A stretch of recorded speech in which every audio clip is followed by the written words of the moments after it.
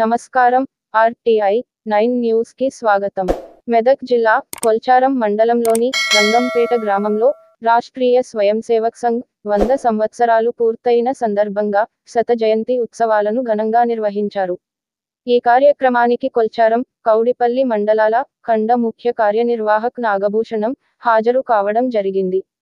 శత జయంతి ఉత్సవాలను పురస్కరించుకుని దాదాపు 200 మంది యువకులు గ్రామంలోని జిల్లా పరిషత్ ఉన్నత పాఠశాల నుండి గ్రామంలోని ప్రధాన వీధుల గుండా కవాతు నిర్వహించడం జరిగింది. ఏర్పాటు చేసిన సమావేశంలో ఆర్ఎస్ఎస్ కార్యకర్తలు పాల్గొనగా ఖండ ముఖ్య కార్యనిర్వాహక్ నాగభూషణం మాట్లాడుతూ రాష్ట్రీయ స్వయం సేవక్ సంఘ్ను 1925 అక్టోబర్ 6న డాక్టర్ బలిరాం ఎడ్గేవర్ ప్రారంభించడం జరిగిందని, నేటితో 100 ఏళ్లు పూర్తి చేసుకున్న సందర్భంగా నేటి రోజున రంగంపేటలో నిర్వహించుకోవడం విశేషం అని పేర్కొన్నారు.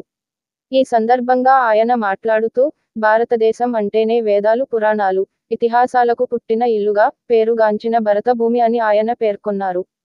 సనాతన ధర్మం లేనిదే హిందువులు లేరని, వచ్చే తరానికి యువత వేదాలు, పురాణాలు, ఇతిహాసాలు కలిగిన భరతమాత బిడ్డలుగా తయారు చేయాలని ఆర్ఎస్ఎస్ స్వయం సేవకులకు పిలుపునిచ్చారు.